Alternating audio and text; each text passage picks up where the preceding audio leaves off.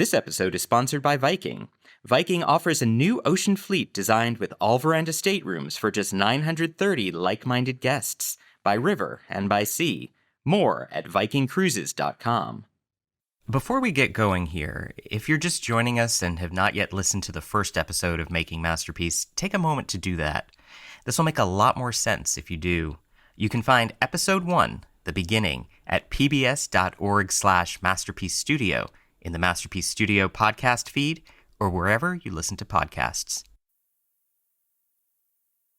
In the early 90s, screenwriter Andrew Davis had a vision for an exciting new television series. It was something he'd been thinking about for a while. I guess I'd always had my adaptation partly in my head. Davis was already a Masterpiece Theatre regular. He'd written To Serve Them All My Days, Mother Love, House of Cards. But at the time, Davis wasn't thinking about contemporary British politics. He was thinking about the 19th century novel, Middlemarch.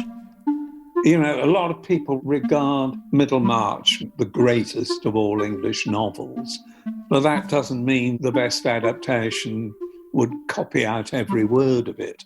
Davis's version of Middlemarch wasn't stuffy. It felt sexy and addictive.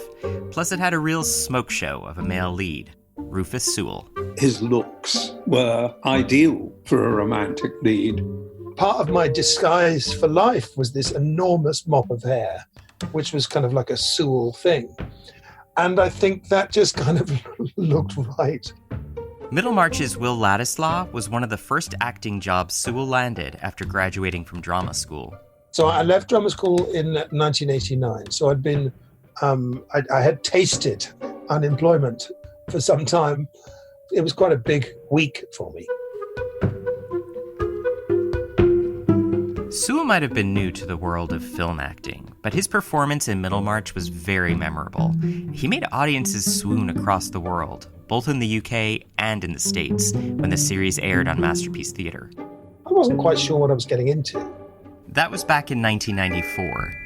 Middlemarch ended up being an international sensation, which at the time was surprising. And at that point, people were afraid of British accents, afraid of costume dramas. And Middlemarch was a quintessential British costume drama, accents and all. I remember when Andrew Davis wrote this, it was a period when that kind of Sunday afternoon period drama thing had been out of vogue for a very long time, because I remember telling people that it reminded me of the stuff that we used to watch when I was young. So I think there was a period when that had all kind of gone away. This was a very scary time for Masterpiece Theatre. The series had made a name for itself as the go-to place to watch this kind of British television. So as fewer costume dramas were being made, fewer people were watching Masterpiece Theatre. It seemed like its time was coming to an end. It was in trouble. It was kind of dire. There was competition. We would go through periods when there wasn't really a lot of great material. What could the producers do to keep the show going? I remember thinking, maybe somebody else said this, maybe you should rename the show Minorpiece Theatre, not Masterpiece Theatre. These are not big titles. I'm Jace Lacob, and this is Making Masterpiece, a special miniseries from Masterpiece Studio. We're covering 5 decades of Masterpiece history in 3 episodes. Where Masterpiece Theatre came from, how it changed television, and what it still has in store for its 50th season. Episode 2, Minorpiece Theatre.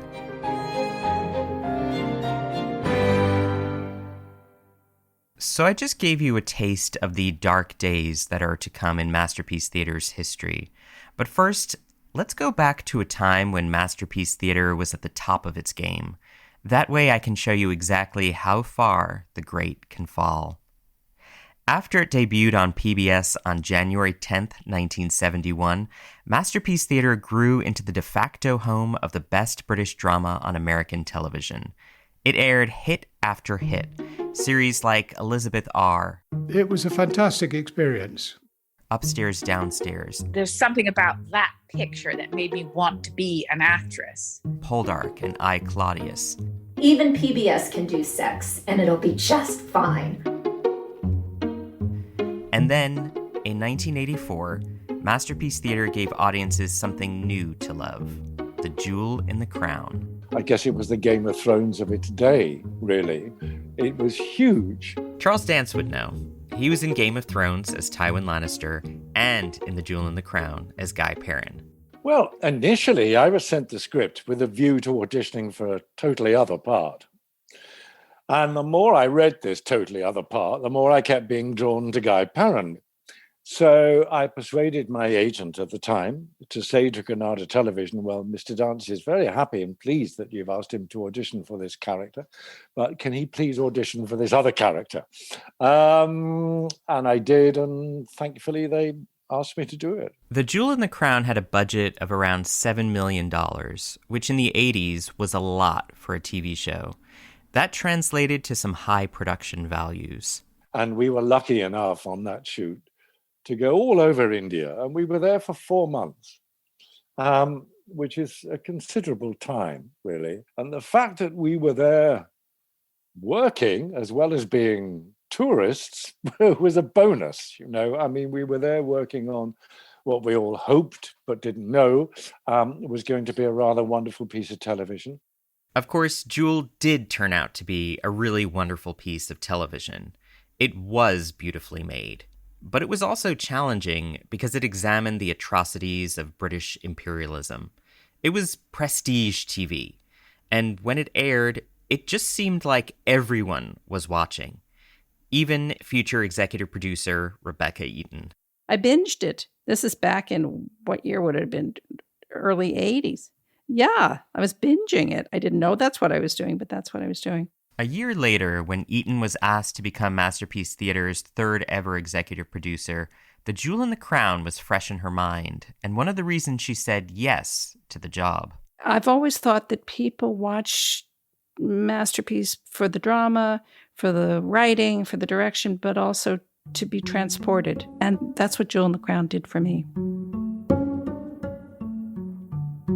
By the time Rebecca Eaton became the executive producer, Masterpiece Theatre was in prime position. Nowhere else on American television could audiences catch classic literary adaptations, cozy English murder mysteries, and sharp modern dramas all in one place. People loved Masterpiece Theatre. People like Charles Dance. When I was in America, I could watch PBS and not have to sit through interminable advertising commercials. And actor Rufus Sewell. It was one of the things, along with NPR, that made me think that I wouldn't mind hanging out in America. Because the idea that all of those shows that I'd grown up with were actually bundled together and presented on the same program. This is like one of the best shows you could ever have. We don't have that in England. I mean, we have all of those things, but they're not all the same company.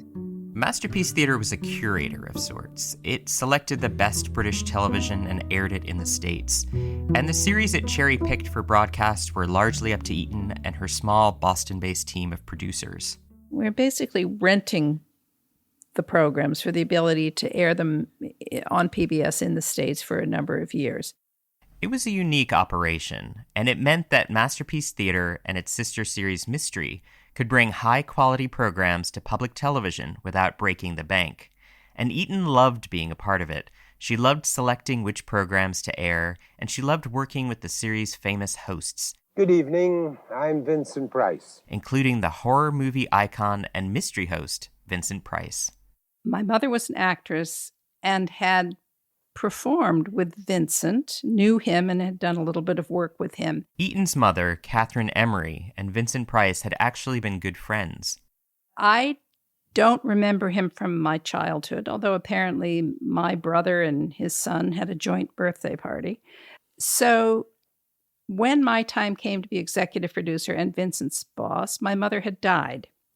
And the day came when I was going to meet Vincent. I was nervous about meeting him. He was Vincent Price, and I was a newbie. And I thought, I wonder if he'll remember her. And he was in a room, and I walked in the door. He turned around, he put his arms out and said, "Oh, you look just like her," and gave me a huge hug, which says a lot about Vincent. He was full of grace. Part of Eaton's job was to help the hosts with their monologues, which bookended all of the programs Masterpiece Theatre and Mystery aired, a nerve-wracking task when you're collaborating with people as famous as Price. And then, when Price stepped down as mystery host, the peerless Dame Diana Rigg became his replacement. A policeman's lot may not be a happy one, but a policewoman's is even worse, as we'll see tonight in Prime Suspect, a 3-part thriller written especially for television. Diana Rigg, who died late last year, is probably best known as Olenna Tyrell from Game of Thrones. But she was already a famous actor when she started introducing mystery programs in 1989. Rigg had married James Bond, in a movie of course, and played stylish spy Emma Peel in the popular series The Avengers. She'd been in The Avengers, but she'd also been in a movie with Vincent Price called Theatre of Blood. Some horrible horror movie. Not horrible, probably a wonderful horror movie. So we called up Diana, and she said, absolutely, right away. And she brought her own jewels, is that correct? And she brought her own jewels. Her husband, Archie Sterling, had a castle. And so we were getting costume jewelry and kind of putting them on her. She said, no. And she would whip out these fabulous diamonds and pearls and put them on. Look great. Jane Tennyson knows there's one law a policewoman must obey above all others. Never let them see you cry. Part 1 of Prime Suspect. Rigg introduced and wrapped up every episode of every show Mystery aired until 2003. It was like a fun little bonus for the audience who got to see what she would say each week. But outside of Mystery and Masterpiece, hosts just weren't something people were used to seeing. Like, what's going on? Why is there a person introducing a TV show to me? This is the actor Laura Linney. You might know her as Wendy Bird from Netflix Ozark, or Sarah in Love Actually, or better yet, you might even recognize her voice from Masterpiece. Downton Abbey, beginning tonight on Masterpiece Classic. That's because Linney hosts Masterpiece to this day. Linney gets why some people might think that having a host is weird, but at this point, it's tradition. Masterpiece has always had a host, ever since the first day it aired in 1971. And Linney remembers watching the series back then. And I was young. I mean, I was very young, but it was a highlight to the week, was watching it. And Aleister Cook was a big influence also. Good evening. I'm Aleister Cook. Aleister Cook, the legendary British-American journalist, was Masterpiece Theatre's first ever host. And he helped make host a sought-after role, something that Vincent Price, Diana Rigg, and Laura Linney would actually want to do. You know, if someone had told me as I was a little kid, you know, on the floor watching him introduce those shows and like yearning to see him, like I couldn't wait to watch Aleister Cook, you know, in that chair. And if someone had told me that I would be following in his footsteps, you know, generations later, I would never have believed it. Like Linney, culture critic Soraya Nadia McDonald of The Undefeated and episode 1 of this podcast grew up watching Aleister Cook on Masterpiece Theatre. And as she explains, having a host just makes sense. Because it introduces the thing that you're going to watch, it kind of makes it feel sort of like a special event. Cook gave people another reason to tune into Masterpiece Theatre, and he also helped tee up the shows. He could talk about the books they were based on or provide some historical context. He also helped set the tone of the series. Well, I think Aleister Cook, like more than anything, brings this gravitas. I'm not even sure if it's true, but like I just have this vision of him in an ascot. Like I think he was probably actually like usually in a tie. But there's, it's almost like there is something about the authority in his voice that just makes you think ascot. Or as Downton Abbey's Elizabeth McGovern puts it, I suppose it could be summed up in the word class. He just had it.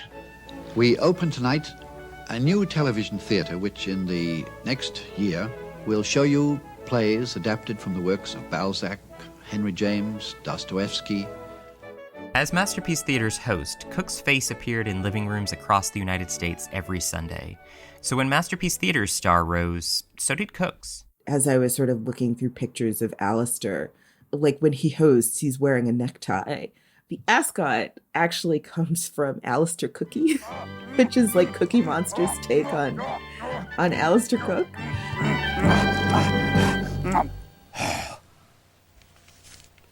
Good evening, and welcome to Minorpiece Theatre. Me, Aleister Cookie. Aleister Cookie.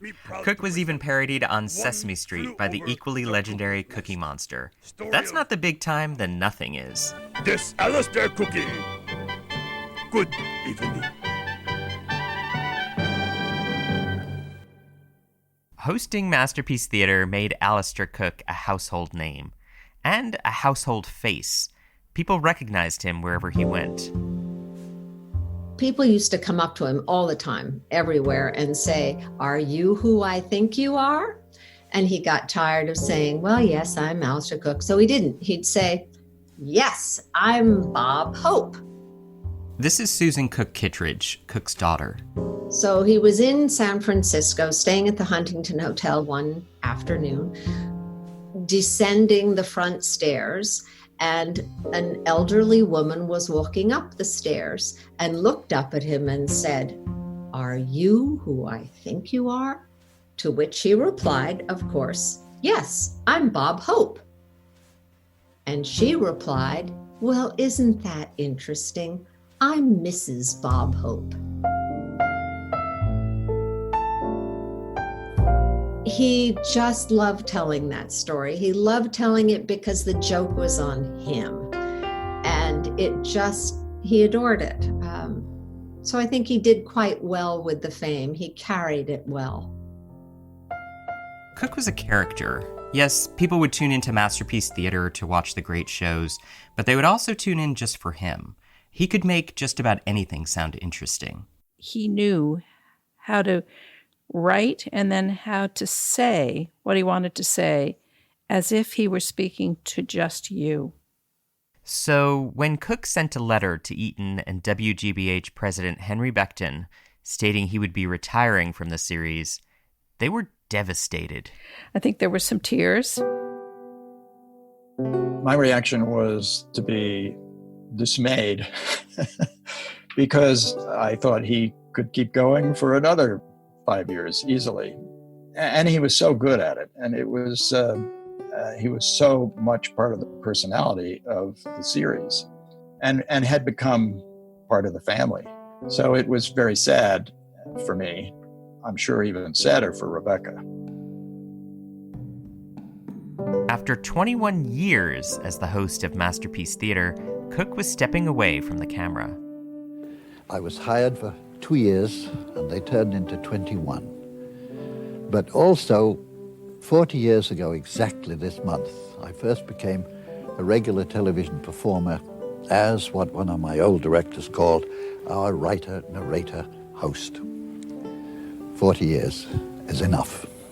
The day Cook filmed his last monologue, Eaton sat in the booth alongside his family. One of the images I have of that day so much is sitting in the booth and watching the recording, and he did not know we were there. I thought it would be really the right thing to have his family there because it was historic. And so, I just want to say to all those men and women and tots who down the decades, either in the mail or in the flesh, have told us what they liked and why. A very grateful thank you. So good night and goodbye. And then it was done. And nobody said anything. We sat very still.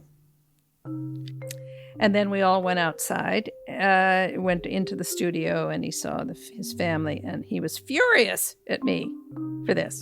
I think he had thought he could just quietly slip out the back door, and clearly that wasn't going to happen. They threw Cook a big party, and Eaton gave him 21 bottles of his favorite scotch, one for each year he had been the host. But it was still a bittersweet day. By the end of his tenure as Masterpiece Theatre's host, Cook and Masterpiece Theatre were kind of synonymous. It was hard to imagine one without the other, and now Cook was done.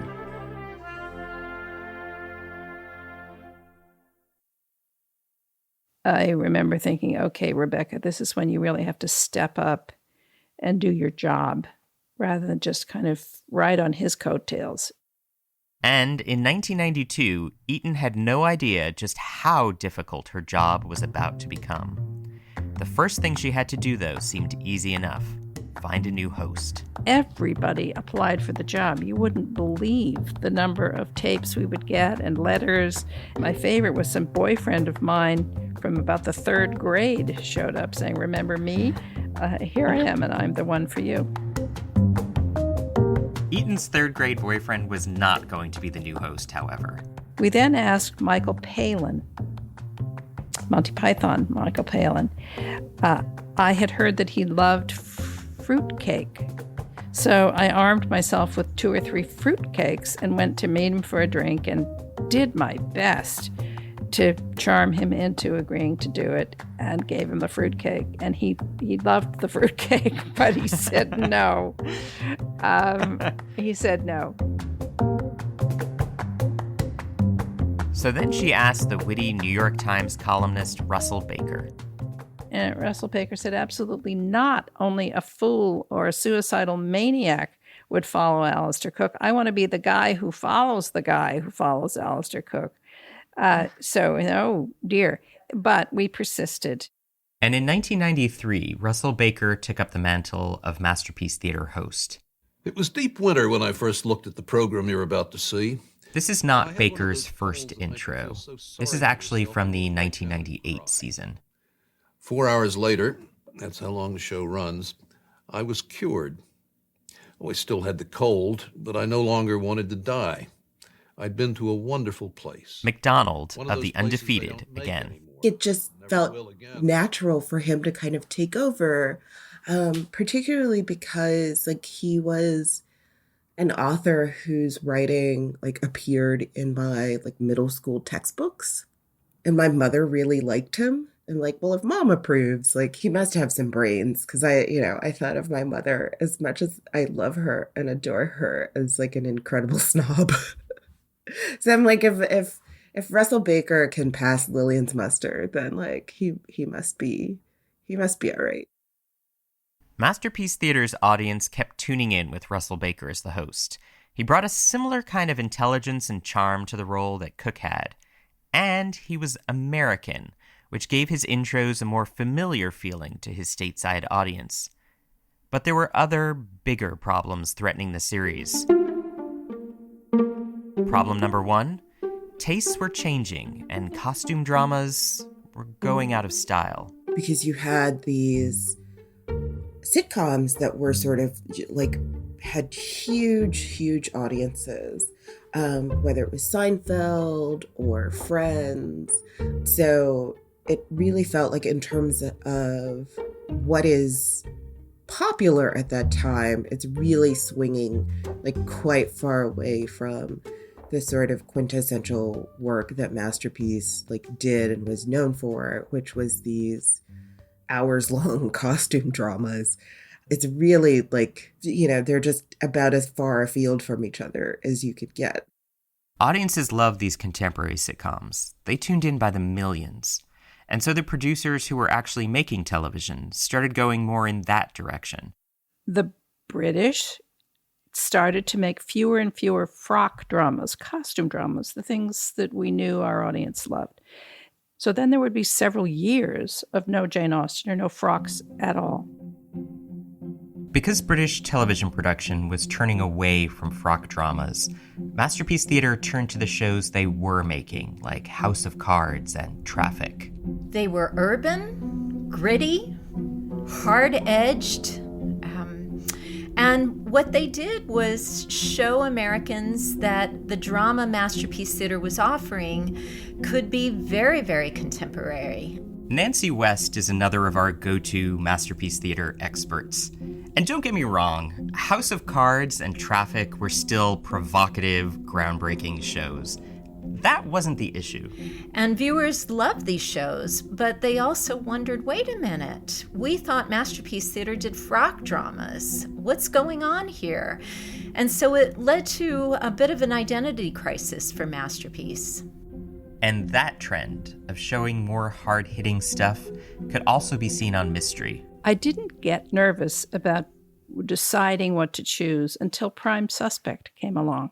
Mystery was the home of cozy tea kettle murders, and Prime Suspect was not that. I mean, it's contemporary, it's homicide. It's not just charming country house murder. This is gritty. And she showed me a few episodes and, said, I think I'm going to have to turn this down, don't you think? And I said, Rebecca, this is so good. People aren't going to worry about whether it's contemporary and gritty after they've seen a few episodes. So we invested in it, we put it out, and then sort of held our breath to see if the Mystery audience would buy it. And not only did they buy it, they ate it up. Prime Suspect, of course, remains one of the most celebrated television crime series of all time. Dame Helen Mirren's no-nonsense D.I. Jane Tennyson, created by Linda LaPlante, is a character like none other. Don't expect me to make any decisions now. This is not the right time. Well, when is the right time? Look, I am the only officer of my rank who's continually overstepped, sidestepped, whatever. Just give me the chance to prove that I can You don't have to prove yourself to me. Let me think about it. Well, that's not enough, Michael. Prime Suspect was a success. It had a distinct feminist sensibility that I don't think was around before. It tapped into the culture of the 1990s. And so we saw Tennyson trying to do a job and do it well and get promoted and get recognition, but she's up against a glass ceiling all the time. And yet she's the smartest person in the room. So I think for a lot of viewers, they just went, wow. But meanwhile, Eaton still wanted to get Masterpiece Theatre back to its roots. She was hankering for those literary-minded costume dramas. There weren't very many out there. And those that were being made were getting snapped up by commercial cable networks. Which brings us to problem number 2, competition. We'd never really had that before because we sort of invented that wheel. There was competition coming in from A&E. BBC was starting a channel. Time Life was interested in this stuff. So we had to start being a little quicker to get in early and first to make some of these things. And they were getting more expensive. So we had to put more money in early. But Masterpiece Theatre was still public television. Yes, it was funded by Mobil Oil, but it did not have the big budget of a commercial network. It just can't compete. It just can't if we're talking just about money. But Masterpiece has other strengths, and it uses those as leverage. Masterpiece Theatre's other strengths were its reputation and the relationships Eaton already had with the British production companies. So with fewer frock dramas and increasing competition, Eaton had to get creative. One of the projects Eaton helped get off the ground? Andrew Davis's Middlemarch, starring Rufus Sewell. Sewell was cast as Will Ladislaw in one of his first ever roles in television. I remember the producer was a lovely man named Louis Marks. I said, Louis, who is he? Are you sure he can do this? Louis said, oh, yes, he can do it. And Louis's wife, Sonia, said, oh, yes, Rebecca, he can do it. Because Sonia recognized the gorgeous manliness of Rufus Sewell and his great mind. He's a very, very smart guy, which I think is often an ingredient in these performances. Looks, yes, but it's the understanding, a deep intellectual and emotional understanding of who the character is that makes you can't take your eyes off them when they get to work. I mean, I don't want to look a compliment in the mouth. I mean, it's very nice to hear that. And, some of that I find bewildering to hear, and some of it I quite like, But I'm always gratified when one thinks that, my brain is in any way connected to my work, especially when I was wildly bluffing for the first couple of weeks. Sewell might have been wildly bluffing, but he, along with the rest of the talented cast, Juliette Aubrey, Douglas Hodge, Robert Hardy, completely nailed it. At a time when contemporary shows ruled and costume dramas were rare on television, Middlemarch was an unexpected smash hit. Here's Davis again, the man who wrote the Middlemarch adaptation. The newspapers were saying this is exactly the kind of thing that the BBC should be doing. And then when we followed through with Pride and Prejudice actually got big viewing figures and was really popular. Pride and Prejudice, starring Jennifer Ehle and Colin Firth, wasn't a Masterpiece Theatre co-production. But I thought, we've already done Pride and Prejudice. We had done a BBC version of it, a 6-parter, 15 years before, something like that. And I thought, do we need another Pride and Prejudice? I don't think we need another. We should be spending our money on new things. So I said no. And A&E said yes.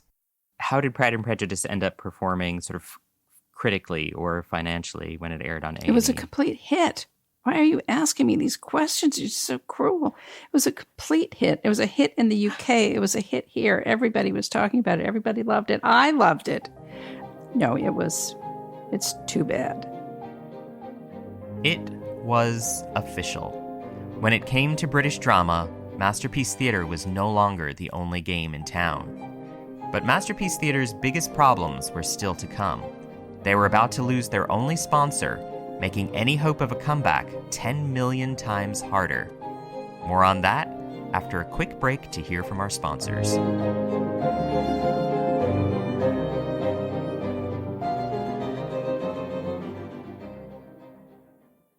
Viking congratulates Masterpiece for 50 years of the best British drama on television and is proud to have sponsored this landmark series for the past decade. Visit Viking.com to learn more. In the late 90s, Masterpiece Theatre was in a funk. There was competition, no one was making Masterpiece Theatre shows, but at the same time, Masterpiece Theatre was still airing popular, award-winning series, House of Cards, Traffic, Middlemarch, and even The Buccaneers. It was kind of a dream come true. The Buccaneers, which aired in 1995, felt right at home on Masterpiece Theatre. It was an adaptation of Edith Wharton's classic novel. It was luxurious and romantic. It was a costume drama. But there was something that made The Buccaneers different. Edith Wharton's novel was classic American literature, not British. WGBH President Henry Beckton and Masterpiece Theatre executive producer Rebecca Eaton took pride in that. It was almost impossible to get the Brits to do that. They felt, at least the BBC felt, that it was part of their mandate to explore British literature, not so much American. There could be an American Masterpiece Theatre in the blink of an eye if that were the way the world turned. But it wasn't turning that way. So just to have a little bit of the camel's nose under the tent of having the British put a lot of money into making an Edith Wharton novel made my red, white, and blue heart sing. The Buccaneers was a BBC co-production that traced how wealthy American heiresses used their money and wiles to marry their way into British nobility. It starred up-and-coming actors like Carla Gugino and Alison Elliott, and audiences liked it. It led to Eaton producing the American Collection, 7 adaptations of American novels that aired on Masterpiece Theatre in the early 2000s. The American Collection even brought comedy legend Robin Williams to Masterpiece Theatre. Well, almost. This one really hurts. The story goes like this. While on vacation in Maine, Eaton went to the library and pulled a random book off the shelf, Mark and Livy by Risa Willis. Turns out, it was a biography focusing on the marriage of Mark Twain and his wife Livy. It's a beautiful story of the trajectory of a marriage between two people. I loved it. And so, Eaton worked with fellow American TV producers to get Mark and Livy made into a miniseries. And I knew immediately who should play Mark Twain. Robin Williams. Because it seemed like his story. He had been a little drugged out guy who had met a woman who had kind of pulled him together, his wife at the time. So I flew to Los Angeles and spoke to his production company, gave them the script. They loved it. gave it to Robin. He loved it. I couldn't believe it. This was all happening. And we were just on the verge of working out the details on September 11th. And the financing fell apart. Robin Williams changed his mind. His agent left and went to another agency. The whole thing, which can happen. Things can just dissolve. Yeah, sigh. That's the thing about Masterpiece Theater in the 90s and early 2000s. For every show that had good ratings, there were even more shows that flopped, or, like Mark and Livy, never even got off the page. So now we get to problem number 3. Masterpiece Theater just wasn't airing a lot of hits.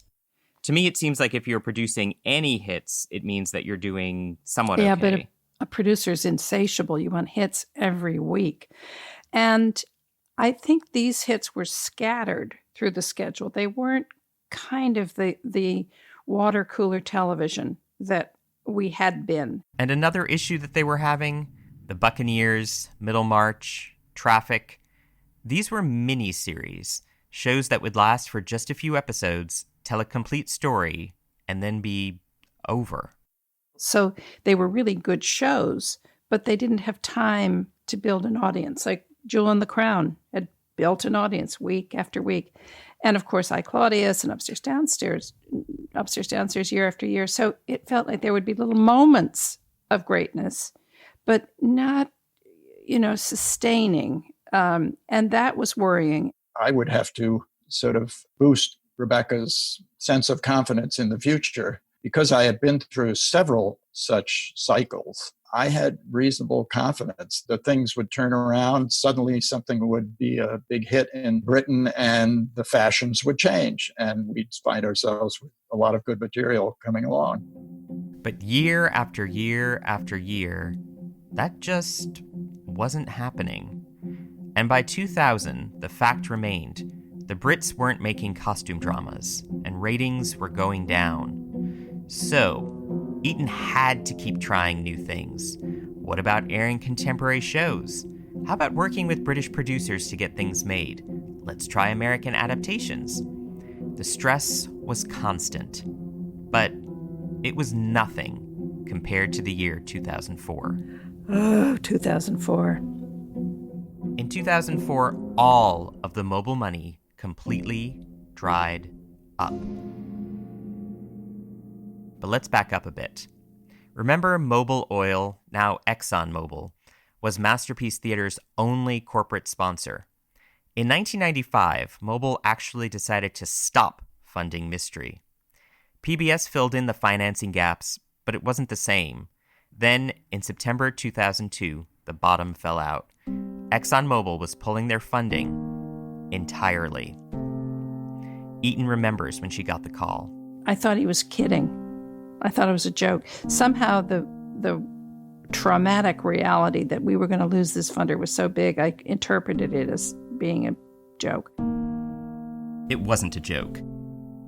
After 30 years and millions upon millions of dollars, Masterpiece Theater's main source of money was no more.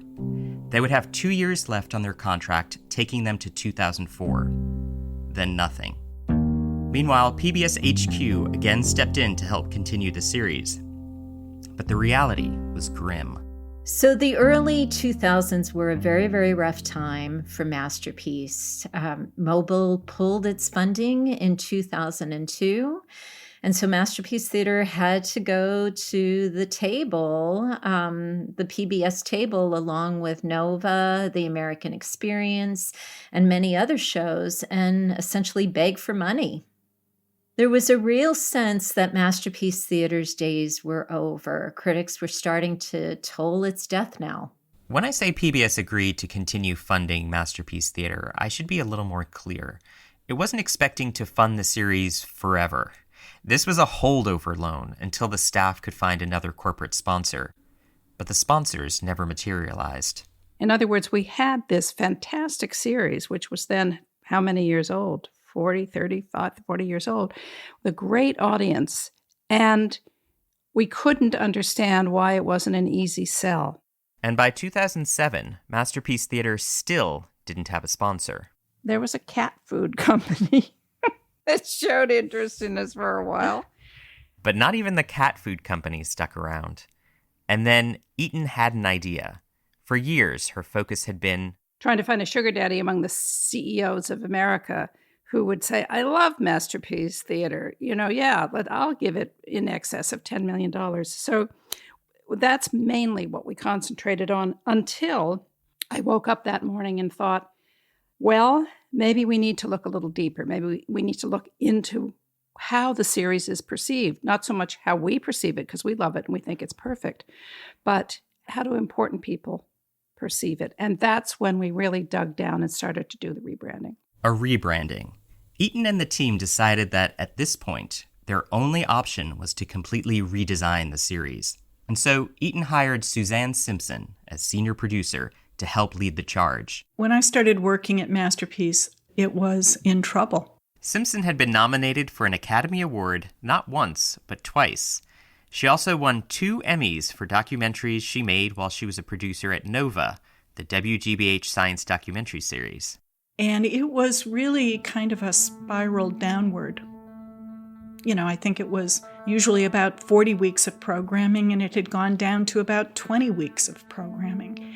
And at that point, really, people lose track of Masterpiece, and they don't know when it's on, they don't know when to look for it, it's not showing up every Sunday night like it used to, and it was really a tough time. Another person they brought on to help with the rebrand was Bob Knopp. It was kind of dire. Bob Knopp is the managing partner of New Brand, a marketing company that specializes in this kind of rebranding work. It wasn't hopeless, but it was not what it is today. Knopp went out and met with Masterpiece Theatre viewers, other network executives, and public television bigwigs to see what people really thought about the 36-year-old series. And then he brought all this information back to us, and, it was a giant mirror being held up, and it was very clear what the problem was, which was, it's not the content. People love the content. They want more forbidden love stories, frock dramas, beautiful countryside. The problem is, it is a beloved, dusty jewel that's hard to find. People were a little confused by the series. It had an irregular broadcast schedule, and it offered up frock dramas and contemporary shows and mysteries, which made it even harder for viewers to know when and where they needed to tune in. On top of that, it was unclear exactly who Masterpiece Theatre was for. Do you think the idea that Masterpiece is, quote, granny TV is deserved? No. Unless you have a very, very hip granny.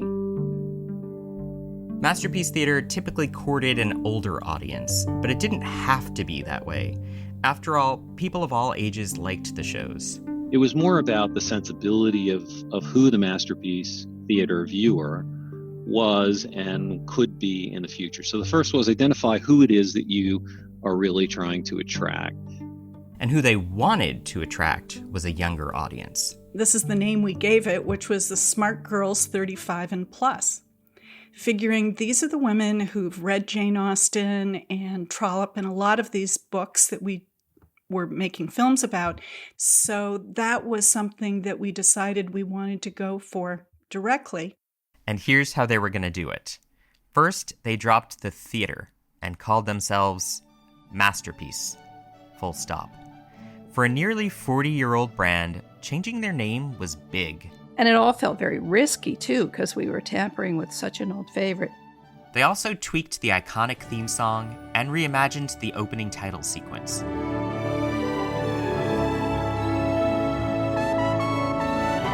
A lot of that was my responsibility to make sure we had a new open and new music and we had the right look for everything. They also recruited 3 shiny new hosts to introduce the different kinds of programs they aired: classic, contemporary, and mystery. I actually think more TV shows should do that, should sort of prepare an audience for what they're about to see. I think it's a really clever idea. It gets them in the groove. Alan Cumming, fresh off his Tony Award-winning run on Broadway as the Master of Ceremonies in Cabaret, was a natural fit for mystery. It's funny, there's a phrase that I've used many times in terms of like certain characters I've played that engage with an audience, and that is, you know you want to. Like I even said that when I was the Master of Ceremonies in Cabaret on Broadway, and I had to sort of engage with the audience and try and get them to come and dance with me, I would say, you know you want to.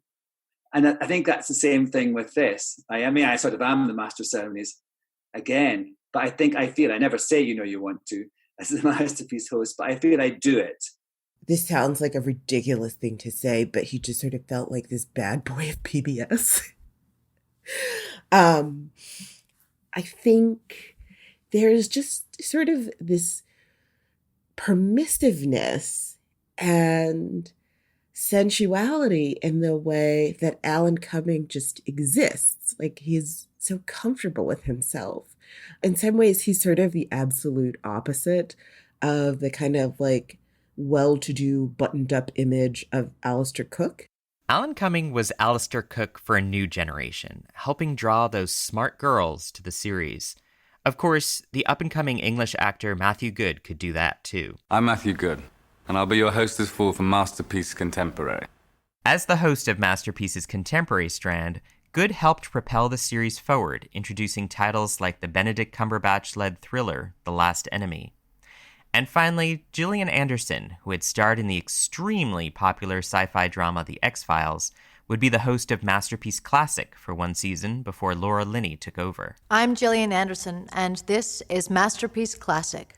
Anderson was set to kick off the rebrand by introducing a massive multi-title event, The Complete Jane Austen, the brainchild of longtime Masterpiece series producer Erin Delaney. It just so happened that we had 4. She only wrote 6 novels, and we had 4 new adaptations of 4 of the 6 coming up. And we thought, well, what better way to reach both our loyal audience and also a younger audience? Masterpiece planned to air all 6 Jane Austen titles back-to-back. Emma, Mansfield Park, Northanger Abbey, Persuasion, and Sense and Sensibility. That's 5. It was tricky because there was one particular Jane Austen television series that Masterpiece did not own. That was, of course, Pride and Prejudice, which had gotten away from Masterpiece more than a decade before. And that was one that I, like every other self-respecting Jane Austen fan, loved. I am too embarrassed to admit how many times I have seen the Jennifer Ely Colin Firth Pride and Prejudice, but it's a lot. But they were able to buy the rights to air that as well. You have to start with that great story, which Jane Austen never fails to provide. So I think I had real optimism. A new name, new hosts, a new vibe.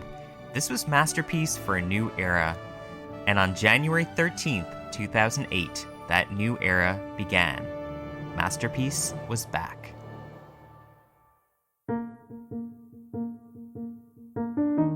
We saw that we had a 125% increase in women 18 and plus. So that, I think, was considered quite a success. Then it became our job, well, how do we keep them? How to keep them, indeed. Of course, if you're listening to this podcast, you might be wondering when I'm going to talk about that show. The one that redefined appointment television for the streaming age and changed popular perceptions of PBS forever. It was a mitzvah to have, of all shows, to be redone, Upstairs, Downstairs, which had defined Masterpiece for 5 years or however long it was on. Oh, you probably thought I was going to mention Downton Abbey, didn't you? Okay, fine. You've waited long enough.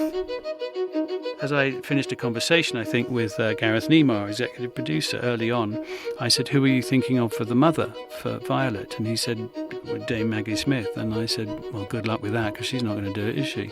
So I remember thinking not that it was going to be a hit, but it was like, wow, I like this TV show. Actually, every other broadcaster had turned it down, not believing that people wanted to watch a British-made drama with accents. That's why the ending of season 1 has threads that tie up and threads that remain open, because nobody knew whether it was going to come back. Then, of course, the question was, would it work for our audience? It was just a really exciting time at Masterpiece. We'll get to the Upstairs Downstairs remake and the new kid on the block, Downton Abbey, as well as to the future of Masterpiece on the next episode. Making Masterpiece is produced by Nick Anderson. Rachel Aronoff is our story editor. Elishaba Etoop is our sound editor. Sound design is by Jacob Lewis of Great Feelings Studios. The executive producer of Masterpiece is Suzanne Simpson. I'm Jay Slacob. Thanks for listening. Sponsors for Masterpiece on PBS are Viking Cruises, Raymond James, and the Masterpiece Trust.